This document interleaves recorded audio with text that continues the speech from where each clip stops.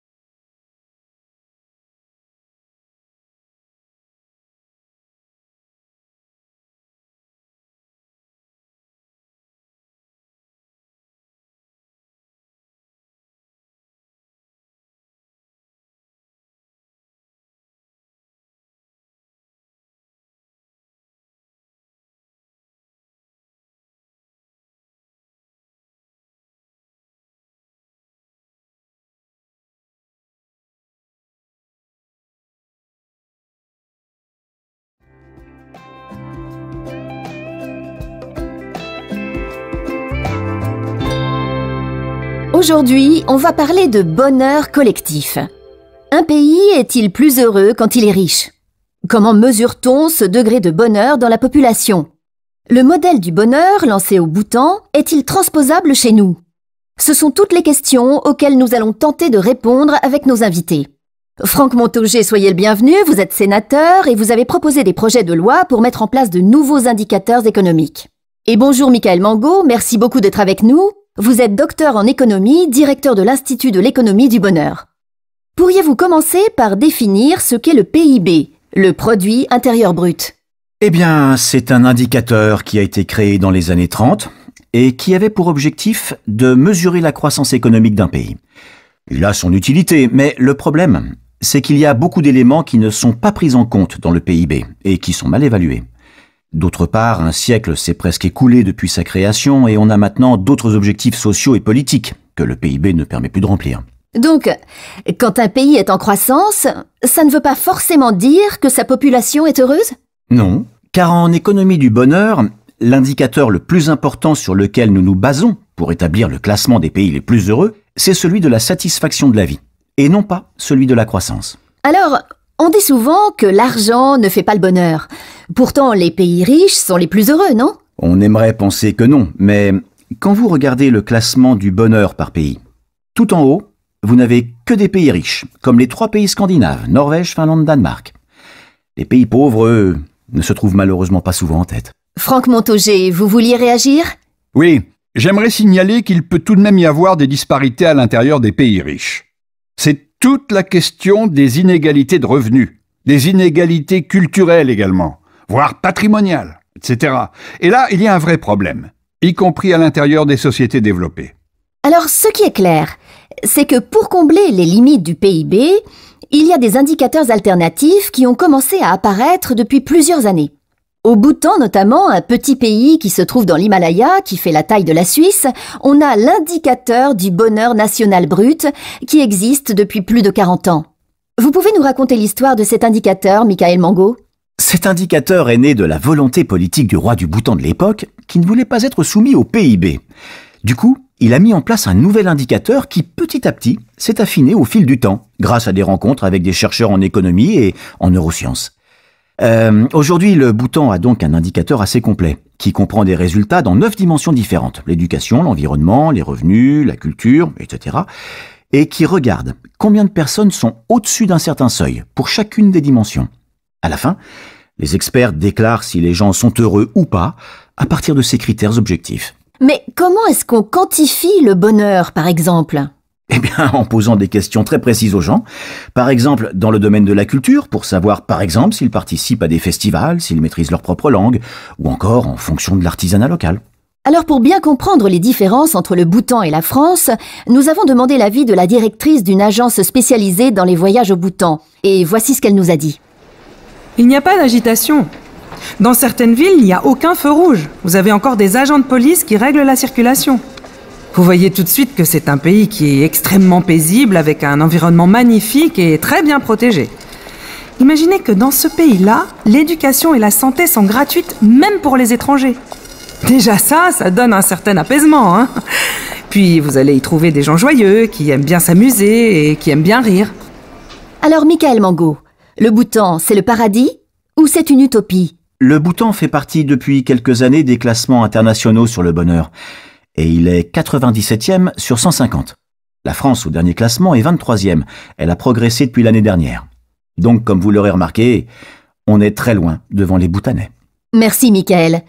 Franck Montaugé, ça vous fait rêver d'entendre tout ça sur le Bhoutan, vous? Alors ce sont des réalités à connaître et intéressantes à analyser. Mais moi je ne crois pas qu'on puisse copier des modèles qui ne sont pas ceux de notre civilisation.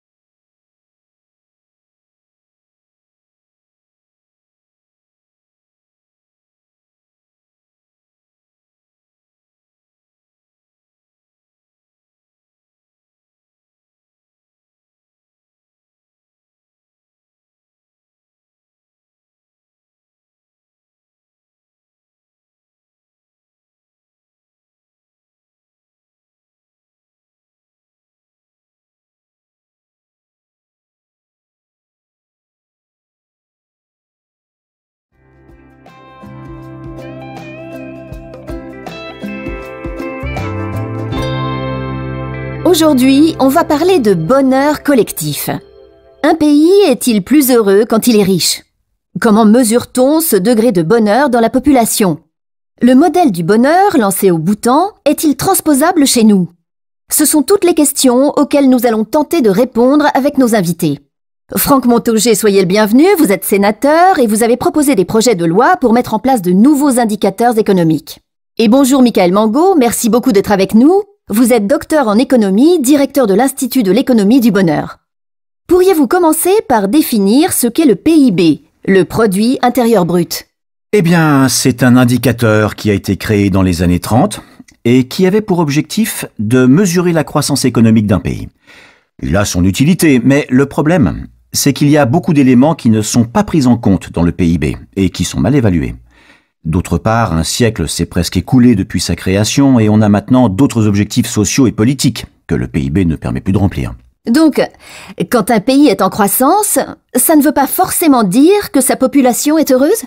Non, car en économie du bonheur, l'indicateur le plus important sur lequel nous nous basons pour établir le classement des pays les plus heureux, c'est celui de la satisfaction de la vie, et non pas celui de la croissance. Alors, on dit souvent que l'argent ne fait pas le bonheur.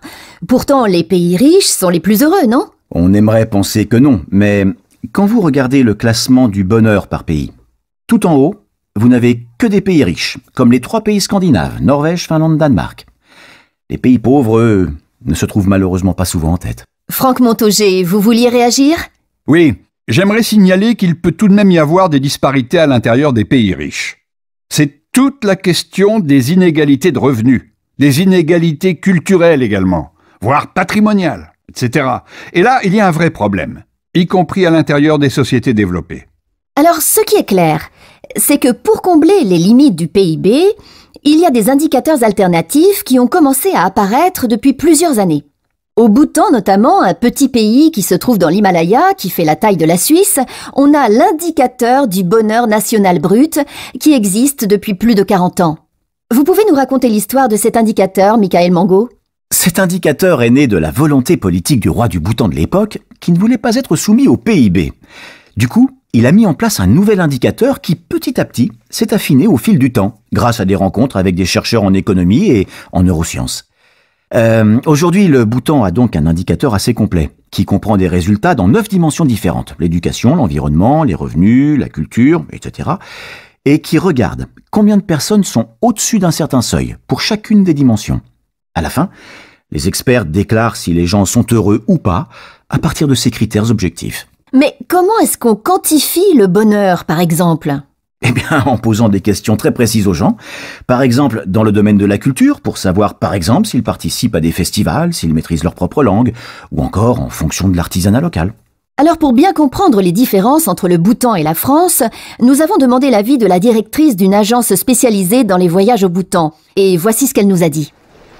Il n'y a pas d'agitation. Dans certaines villes, il n'y a aucun feu rouge. Vous avez encore des agents de police qui règlent la circulation.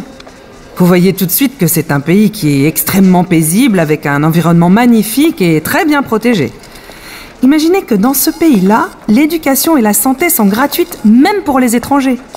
Déjà ça donne un certain apaisement, hein. Puis vous allez y trouver des gens joyeux, qui aiment bien s'amuser et qui aiment bien rire. Alors Michael Mango, le Bhoutan, c'est le paradis ou c'est une utopie? Le Bhoutan fait partie depuis quelques années des classements internationaux sur le bonheur. Et il est 97e sur 150. La France, au dernier classement, est 23e. Elle a progressé depuis l'année dernière. Donc, comme vous l'aurez remarqué, on est très loin devant les Bhoutanais. Merci, Michael. Franck Montaugé, ça vous fait rêver d'entendre tout ça sur le Bhoutan, vous? Alors, ce sont des réalités à connaître et intéressantes à analyser. Mais moi, je ne crois pas qu'on puisse copier des modèles qui ne sont pas ceux de notre civilisation.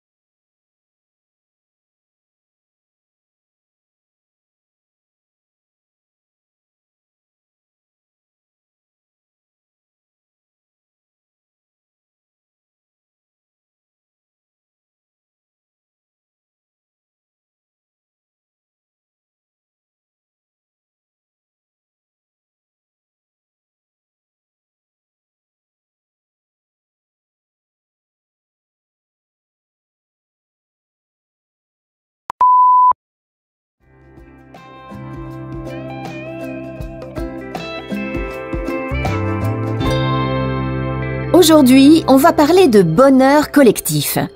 Un pays est-il plus heureux quand il est riche? Comment mesure-t-on ce degré de bonheur dans la population? Le modèle du bonheur lancé au Bhoutan est-il transposable chez nous? Ce sont toutes les questions auxquelles nous allons tenter de répondre avec nos invités.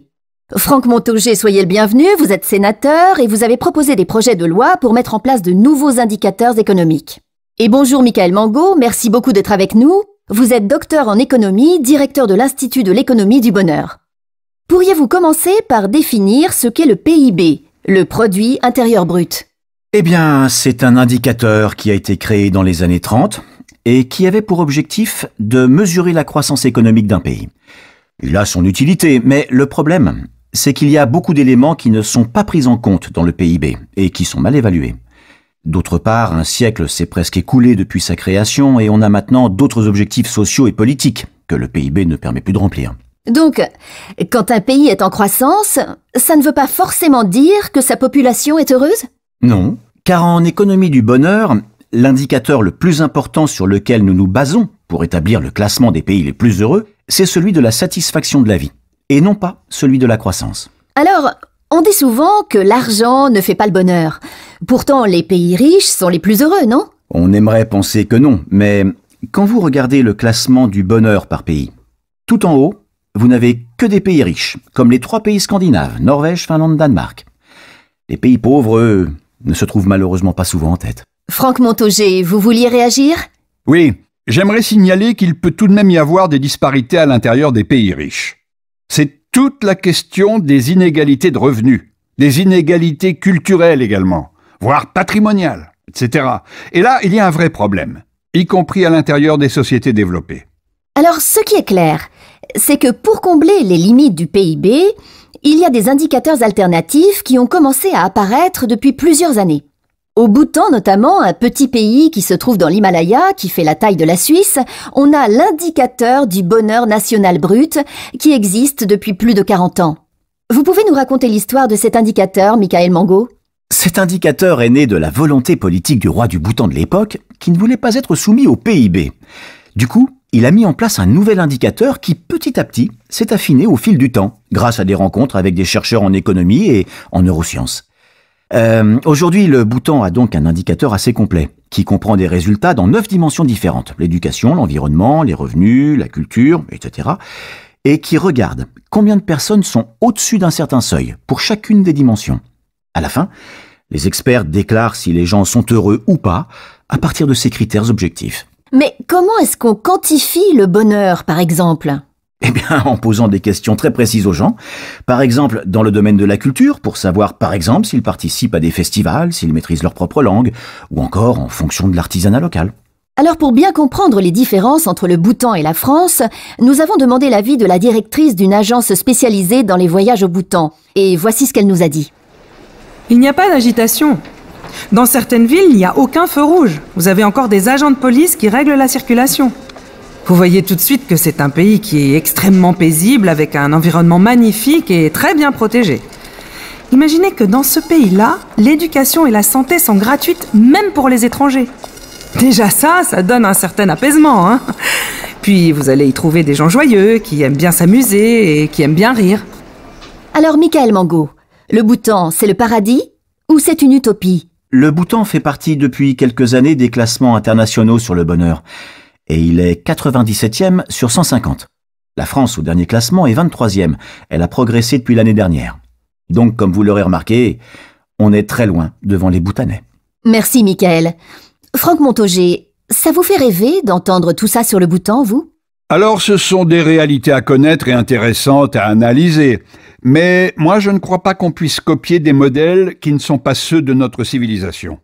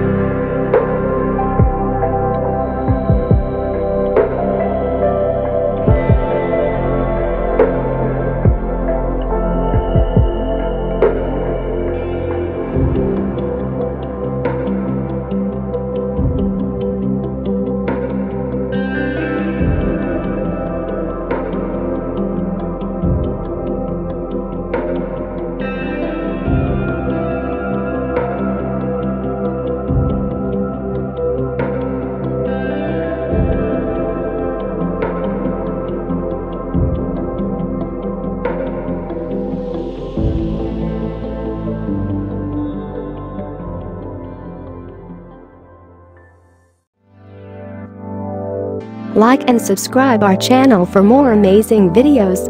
Also, don't forget to share it with your friends. Contact French NU to learn French language.